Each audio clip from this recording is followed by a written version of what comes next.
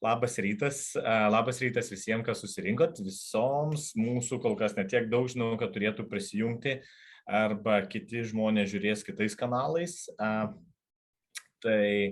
Ačiū, kad suradot laiko. Aš ir pat pradėsiu lietuviškai, paskui viskas tęsis angliškai.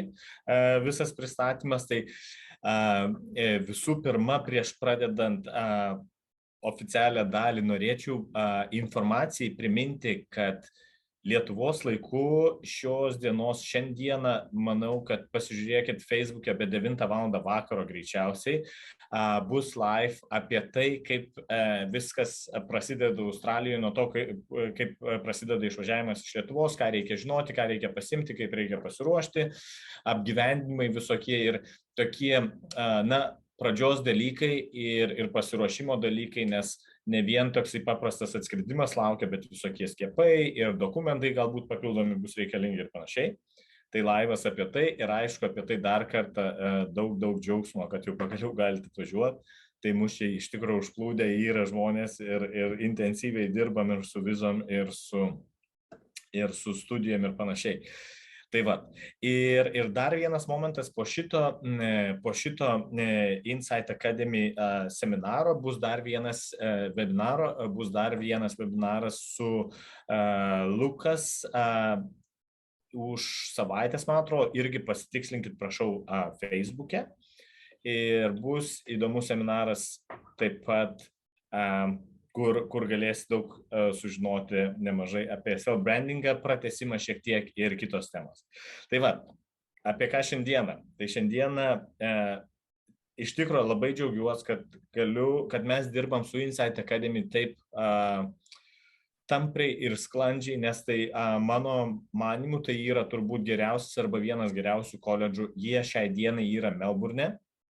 Lygtai ateityje planuoja atsidaryti ir Sidnėjui, kol kas dar tas nėra tiksliai nuspręsta, bet Insight Academy yra vienas iš tokių koledžų, kur ne tik rūpinasi savo studentais, bet jie tai daro žiauriai cool. Tai reiškia, viskas yra per biznio idėjas, per savęs vystymą. Visi dėstytojai ar coaches, kaip juos vadina daugiausiai, žmonės iš pat pradžių ne iškart siūlo mokintis kažkokius tai akademinės studijas ir panašiai, bet dirba, kad išsiaiškinti, kurios yra stipriausios asmenybės vietos, kaip galime jas išnaudoti karjeroje ir panašiai. Tai toksai labai daug savęs developinimo, savęs pritaikymo, kad karjera būtų kuo sėkmingesnė ir aišku, daug idėjų, daug įvairių idėjų, kas mane asmeniškai žavi ir teko ir pačiam dalyvauti ne kartą būnant Melburne. Jie pastoviai organizuoja, Insight Academy pastoviai organizuoja visokius networkingo renginius. Tai įvairiausi verslo atstovai ateina. Ten, pavyzdžiui, vienam renginiui buvo daugiau meksikiečiam buvo skirta, Meksikos ir iš konsulato žmonės ir biznio žmonės ir panašiai. Tai šita akademija, jie viską daro, kad studentai turėtų kuo daugiau kontaktų, kad jie gautų kuo daugiau įvairiausių idėjų, kad turėtų kuo platesnį supratimą, kad galėtų pradėti savo karjerą ar biznį, ar projektą ir būtų sėkmingesni. Ir šiandieną apie ką?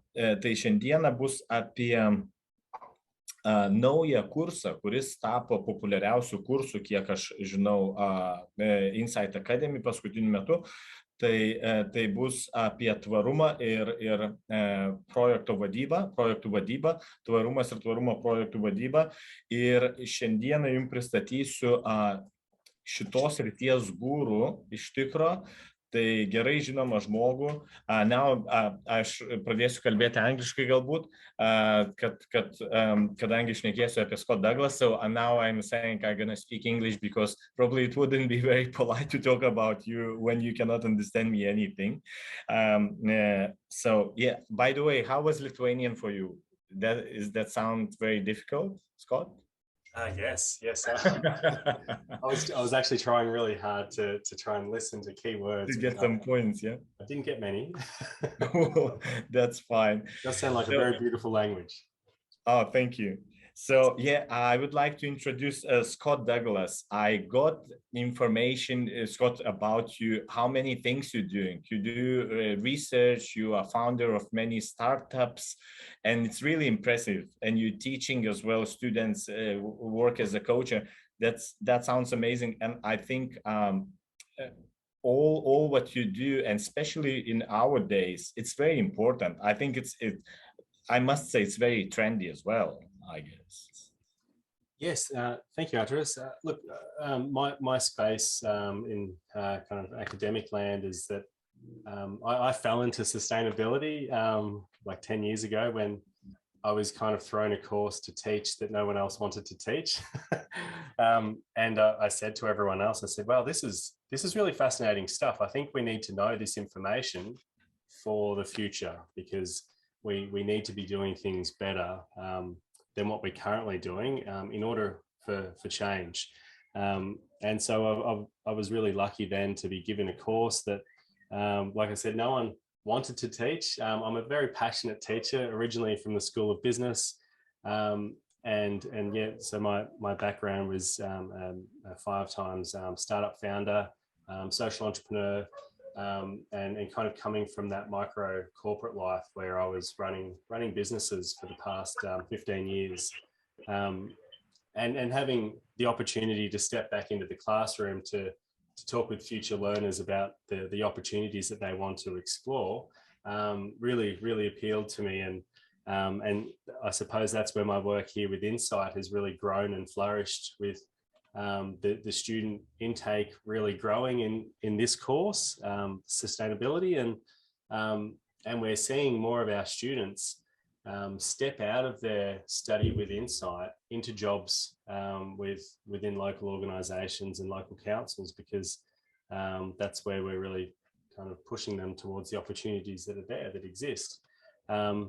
We don't just believe in the 9 to 5 opportunity. There's also the startup programs and the entrepreneurship space that we work really heavily in behind the scenes. So that's driven by Jose, the founder of Insight, and it means that the environment that we provide students is very much a nature nurture to support entrepreneurship, innovation, and creative thinking, so that we don't just study the content that's going to change the perspective of sustainability in the future, but we also create the ideas that support new business opportunities in that space as well. Cool.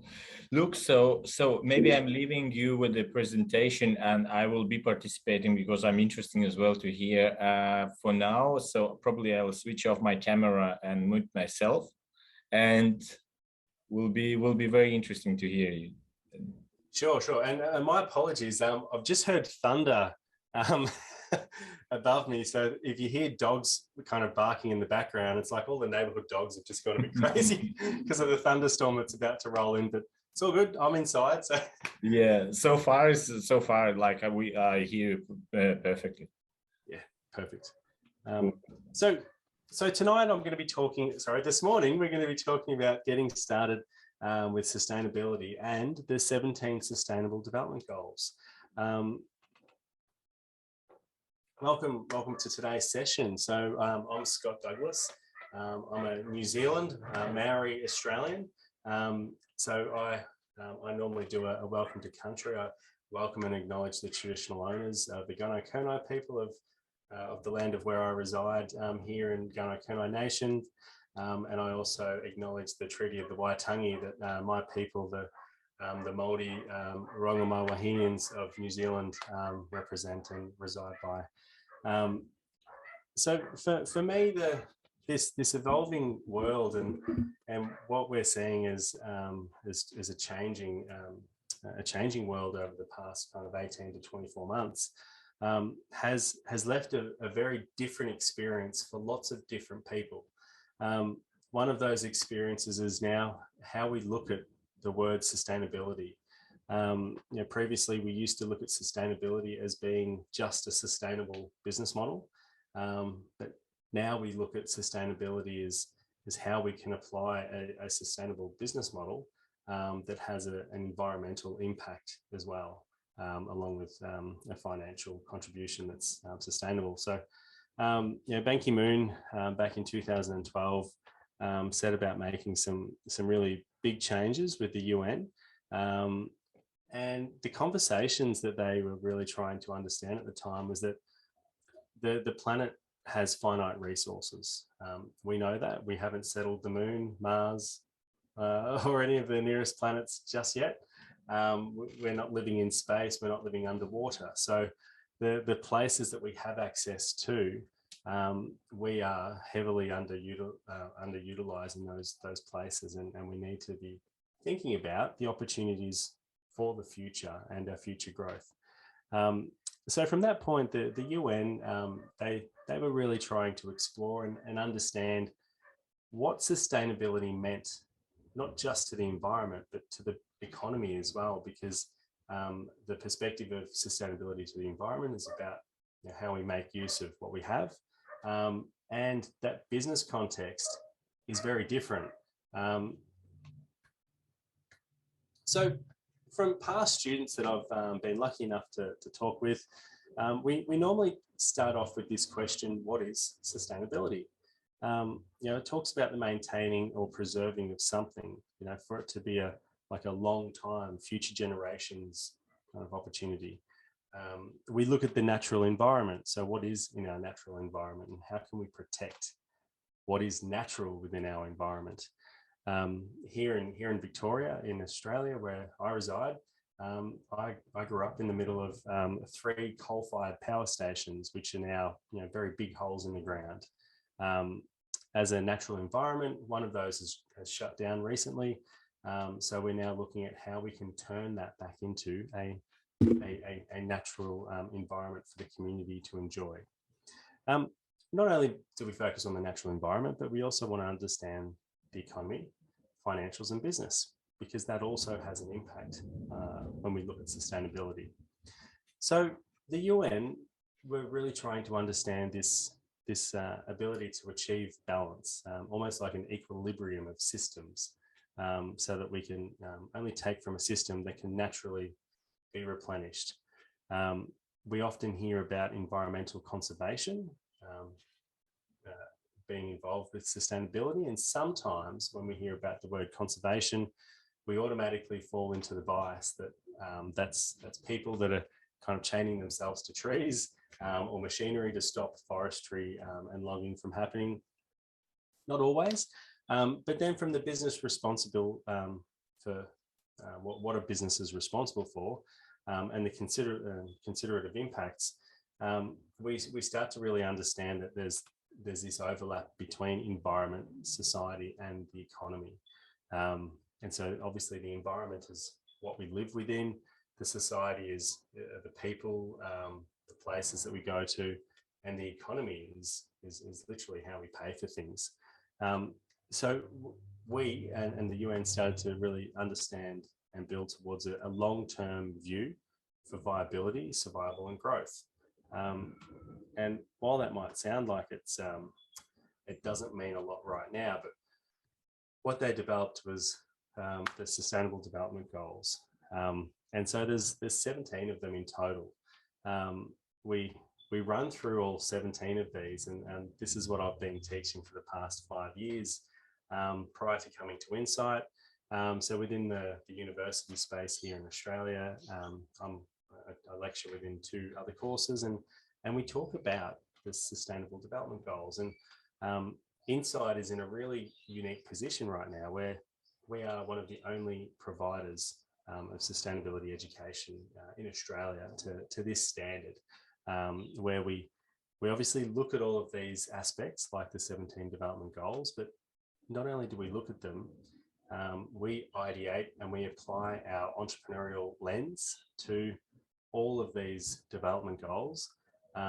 We're not so focused on solopreneur or individual success, but we're really interested in social innovation, which is how we can make a community rich with wealth that supports everyone, rather than just one person being the sole proprietor of wealth in this process.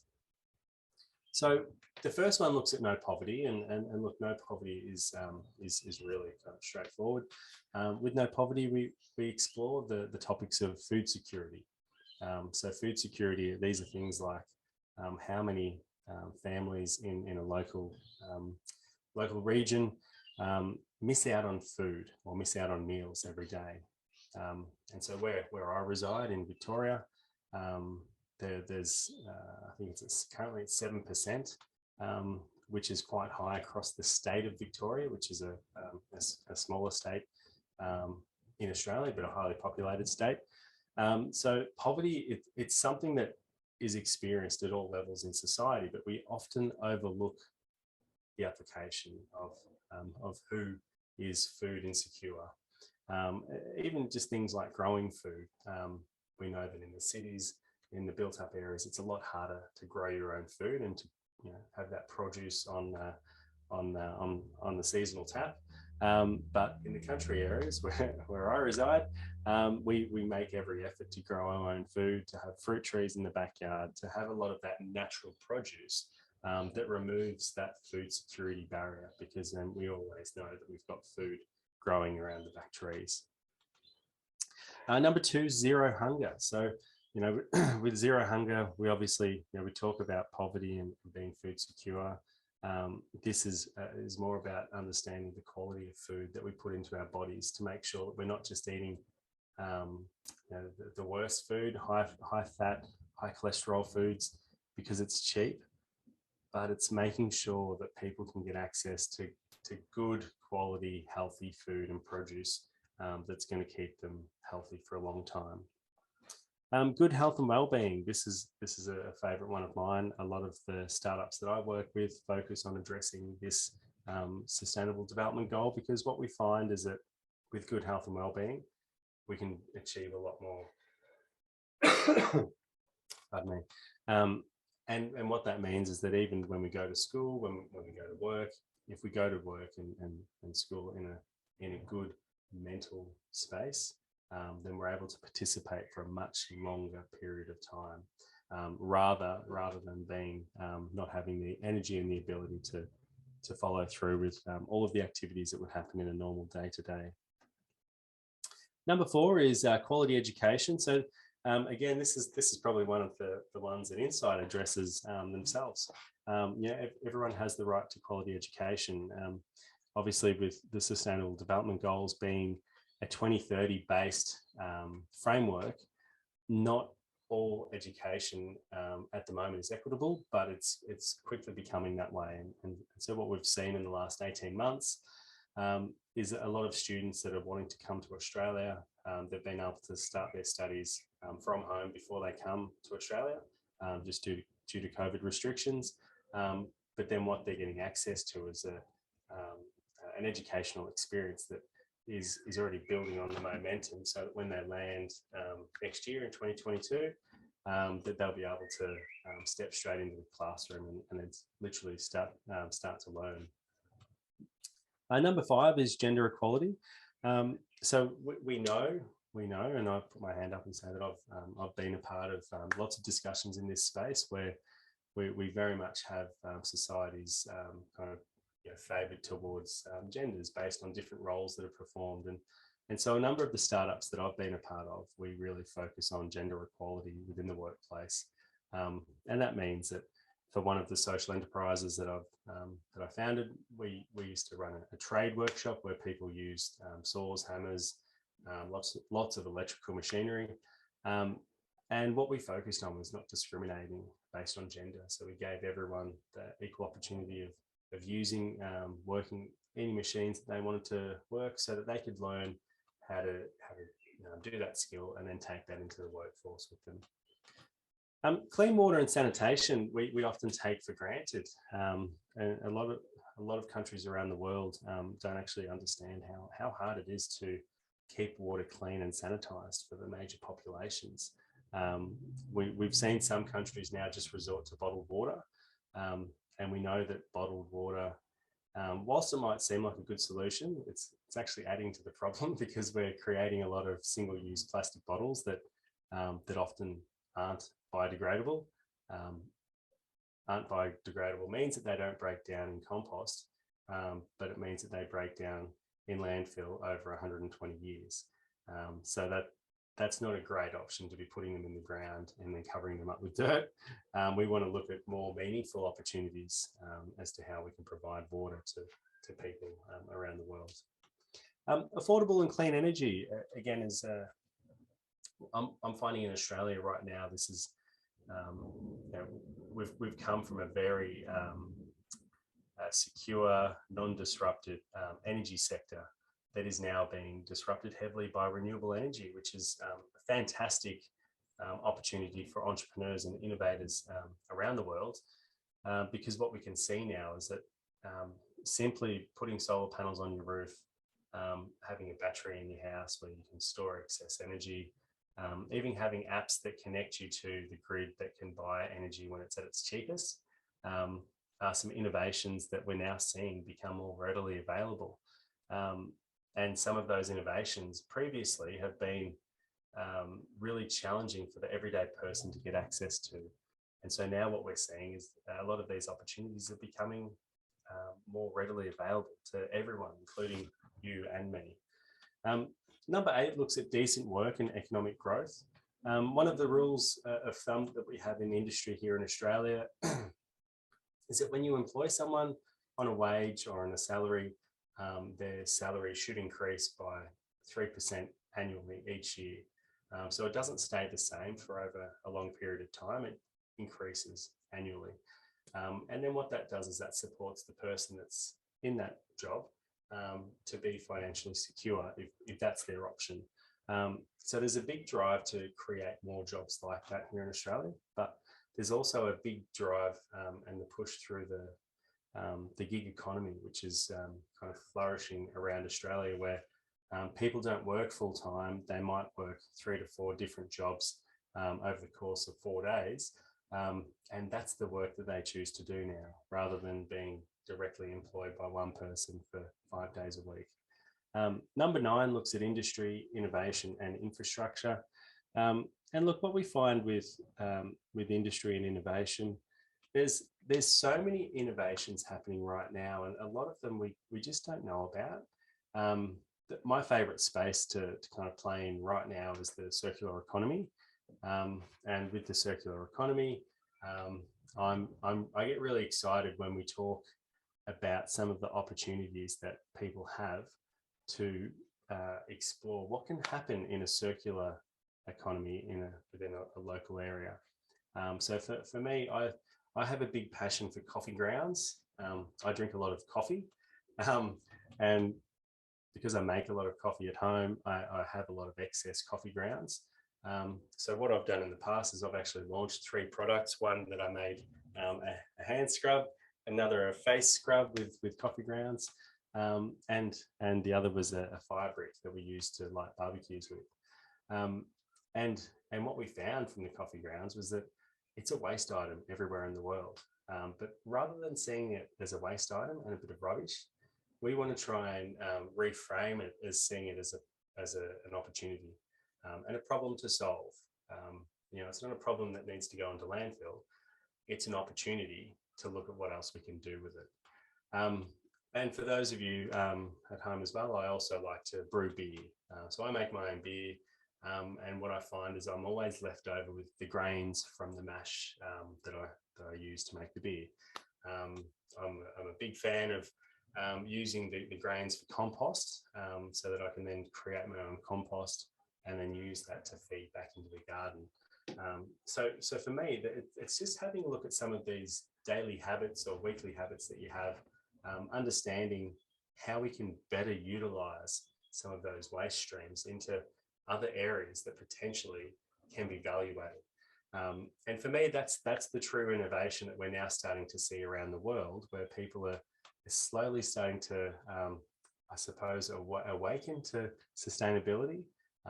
They're now starting to awaken to the opportunities and the solutions that we can come up with based on these sustainable development goals. With number 10, we look at reduced inequalities. Now that is literally what it sounds like. We're reducing the inequalities that exist within societies. So we've got, there's a very big movement in Australia with the LGBTI community and making sure that they have access and equality to everything that every other person has access to. For things like people that are non-binary, we want to be able to make sure that we don't have to gender specific information to people that fit that category, because that may not make sense for them to be able to fit into society that way.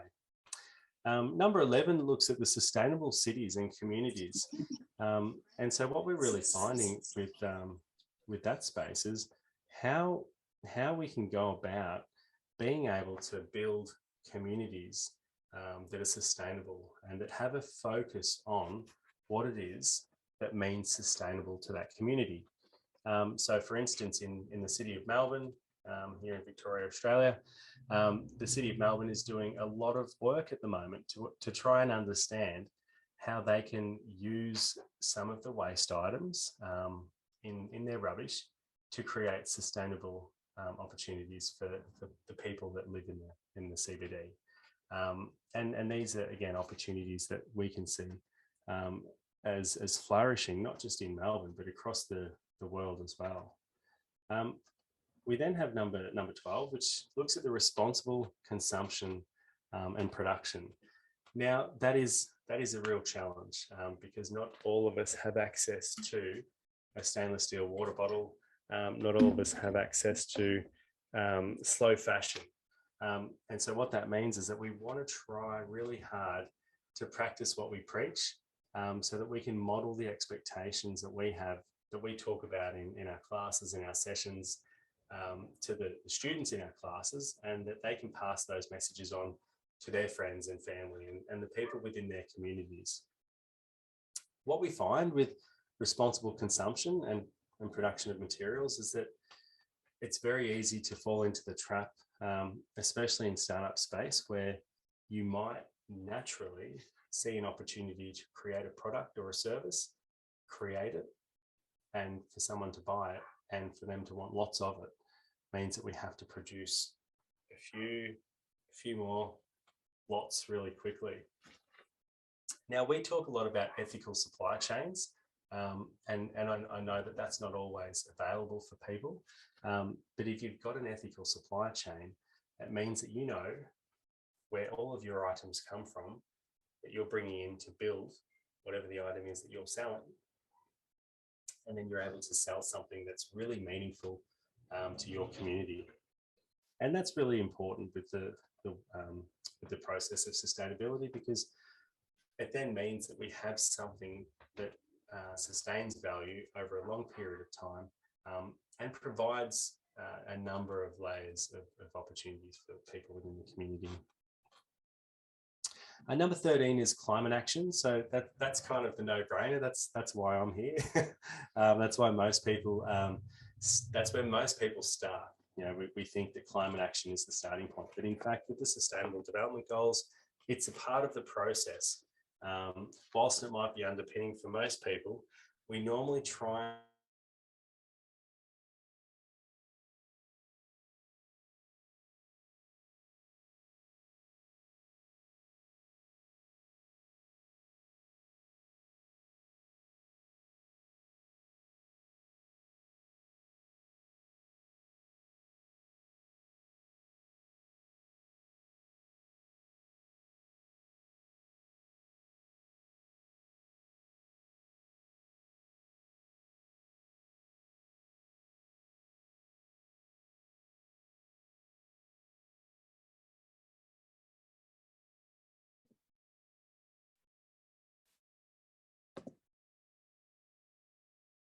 Sveiki.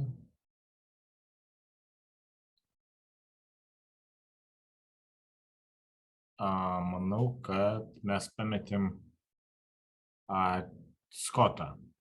Tai turbūt jisai greitai turėtų prisijungti ir pratęs paskaitą.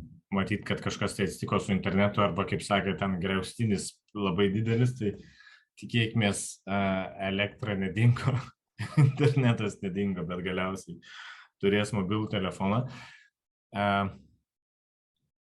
I see Isabel here as well. Isabel, I'm sorry, I'm talking in Lithuanian because we here all Lithuanians as well.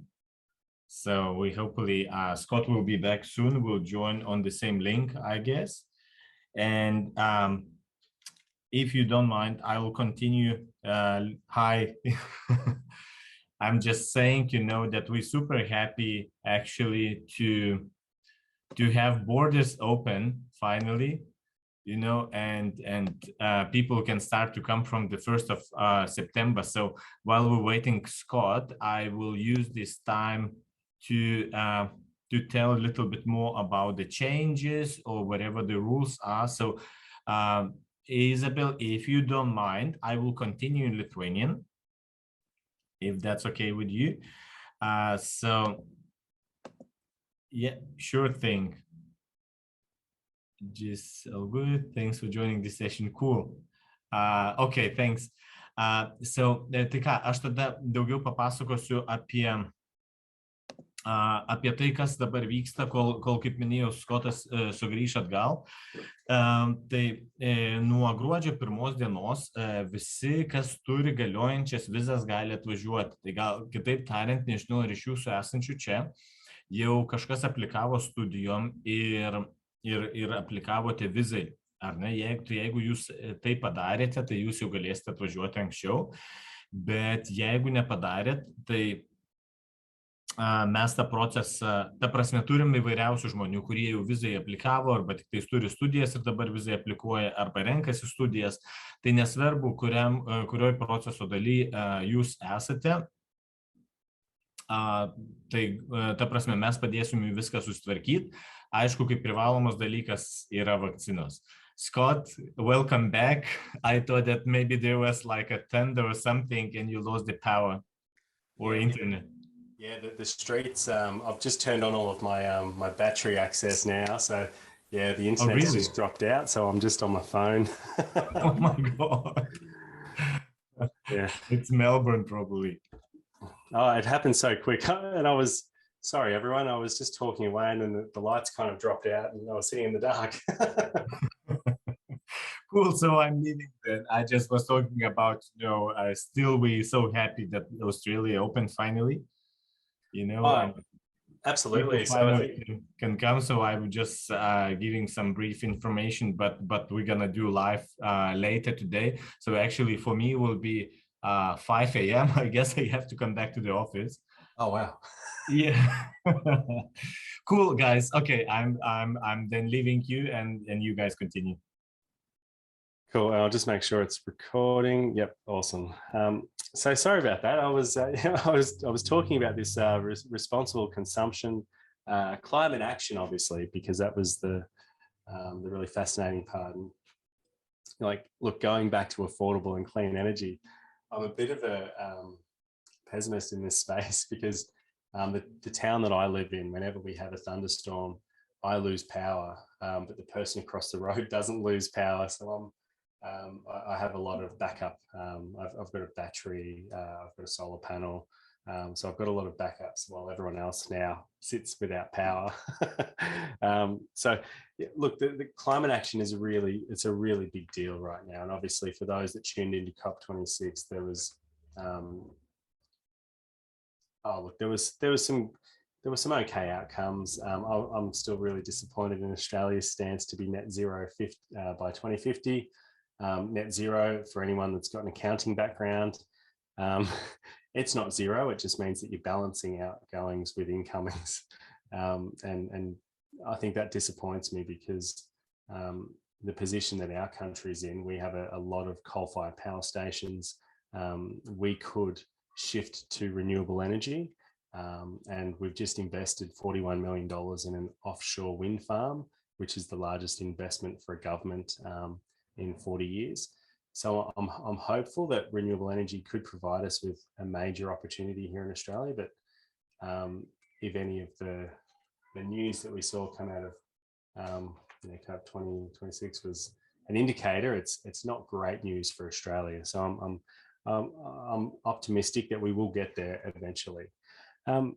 Look, number 14, it's a very close one to my heart. I've just recently run a number of social impact accelerators around life below water. Believe it or not, we actually consume, I'm led to believe it's about a thumbnail size worth of plastic every week in the water that we drink. Now that's pretty disturbing, and the microplastics that are in our waterways, and they're kind of in everything now that we just don't know. And so what we look at with Life Below the Water is the opportunity that exists with educating people on the water that we do have. So not just our oceans, but also our creeks, our rivers, our lakes, and how we can value add those environments to create more sustainable futures. The life on the land, so from an agricultural point of view, if anyone's from a farming background, I live in the heartland of dairy country down here in Gippsland. So we have kind of Jersey cows all over our farms, and we have farmers that have been using the same practices for at least the last 150 years. What we're now seeing is a real shift and change towards the way that we have farms and the way that we farm, not just animals, but the way that we farm and harvest produce as well. So there's a major opportunity there to look at what we could be doing better, not just from a performance efficiency point of view, but from a technology point of view, to be introducing some of the industry 4.0 smart techs, clean techs, digitechs into farming environments to help people do jobs better in that space. Number 16 is peace and justice and strong institutions. So, we kind of see, depending on the country, we normally have 1 to 2 levels of kind of government. In ours, we have 3. We have local, state, and federal. And what that really looks at is the relationships that are provided there from a local government and a state government and a federal government point of view. So they like to try and align and demonstrate that they focus on that, the peace and justice by providing strong institutions. And then finally, the 17th is the partnerships that we build in order to address these goals. So for the startup that I'm a part of, Greenland Futures, it's a regional think tank. We focus on number 17, which is to build partnerships in order to address these goals through social innovation. So exploring how we can do things differently in order to start achieving more of these targets with the Sustainable Development Goals. But the biggest challenge that we see right now isn't just understanding what is sustainability. It's really understanding how we can apply those 17 Sustainable Development Goals to the big problems, all the little problems that we're trying to solve every day. And if we're trying to solve problems every day, then by having these 17 Sustainable Development Goals be addressable, that's actually a big responsibility on our future leaders. We've got the target there for a 2030 kind of deadline. And look, for me, I do think I think it's possible for us to reach some of those deadlines. Others, I think it would be more of a nice to do that we could address rather than completely abolish.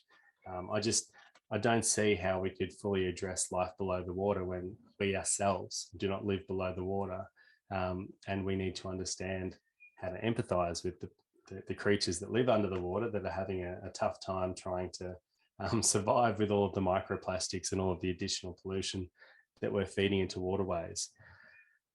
But I suppose that the big questions that I really look to answering with sustainability is, what does sustainability look like for business, and what does it look like, not just from a small business point of view, but from a really large corporate point of view? What is it that they can do differently to apply these 17 Sustainable Development Goals that we've just run through, to do things differently in a way that is more innovative than the people that have come before them, and to create opportunities for future generations? Because there are, how we would know Obviously, what things do these businesses say and do? Like, a lot of businesses will say that they're sustainable, but how do we actually know that they are? Because right now we don't have a reporting framework to suggest that if the Sustainable Development Goals were the reporting framework, how can we measure businesses against it? Like, for me, that would be a really good starting point. Can an unsustainable business transform into a sustainable business? Sorry, that question's a bit rubbed out there. Look, for me, I fully believe that a unsustainable business can transform. I think it depends on what level it's unsustainable. So if it's that we're looking at the business from a financial point of view, well, we need to identify how to create more sustainable products or services that they can sell. And then when we look at those sustainable products, where do they get their materials from? Are they selling items that are made in Australia?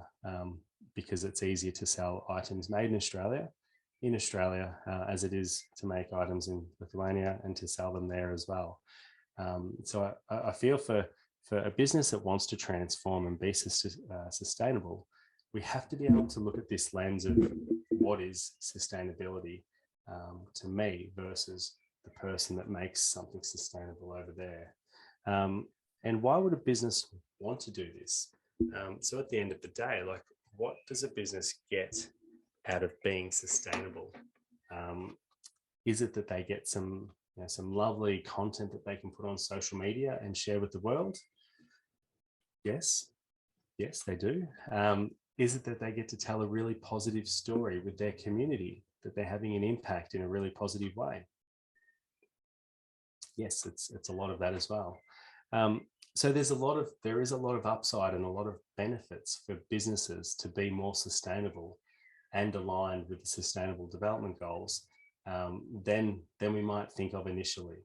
And what I normally recommend small business owners, startup founders, corporates, senior managers to do is to start a pro and con list and to work out what all the pros are for your business to become more sustainable and to be Sustainable Development Goal orientated.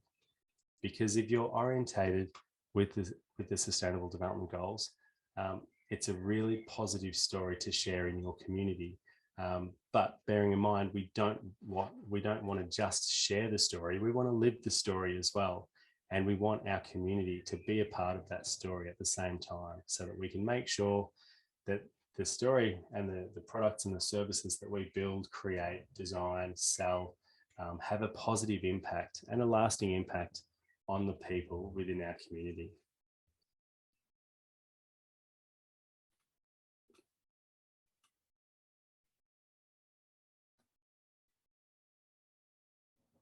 So for me, the main takeaway that I really try and focus on with this, with the way that we align and apply the Sustainable Development Goals, is to go back, and sorry, I'll share my screen with the most important slide. It's to go back and to look at where the impact lies for the business that you're aligned with, because it doesn't mean that you have to be aligned with all of these 17 goals.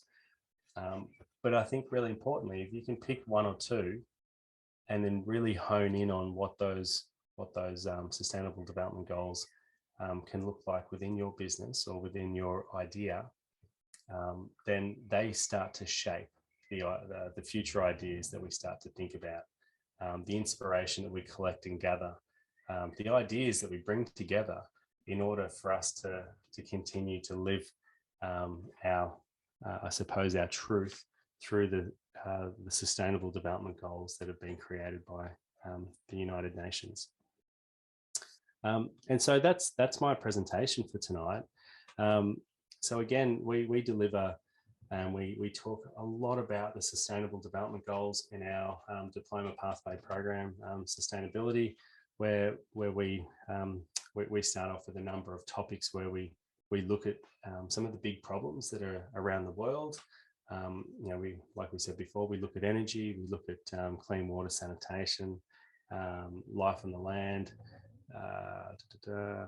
zero hunger, zero poverty.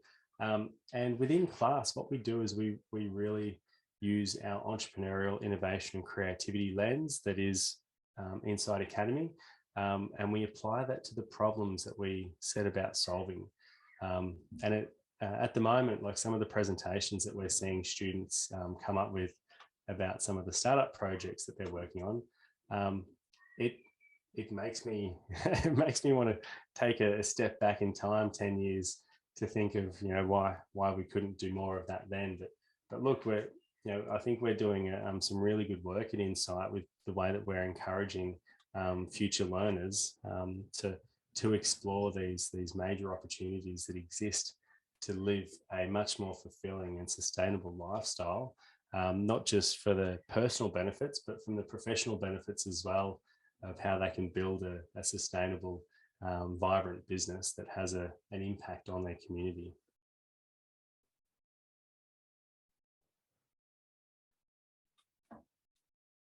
Are there any questions? Has anyone got any thoughts that they'd like to add?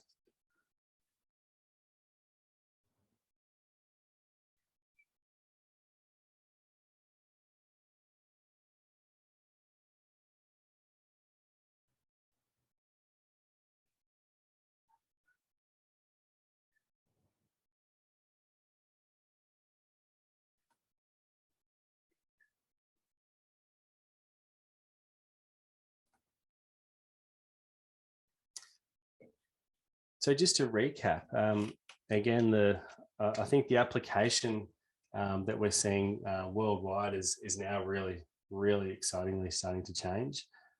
So here at Insight, we use the design thinking model to frame problems that we work through. The design thinking model was made famous by IDEO back in the late 90s. They were a design agency. They really wanted to look at problems through a different lens, and so they applied what's now known as the design thinking model. I myself have also been a practitioner within the human-centered design space, and so what I really focus on, and the message I pass on to my students, is to make sure that when pardon me, when you're focusing on trying to address a problem that exists within your local community or within the area that you're trying to solve a problem for, is to center the problem on the human experience. And so that human experience might not be us, the people that are designing these ideas, but we go and find people that are directly impacted, and we get their feedback, and we use their stories to shape this idea that we're trying to build a solution for. Because by using their feedback, what we're able to do is to design something that we often refer to in the startup space as being a non-biased idea. Every idea that I come up with is biased because I think it's awesome and great.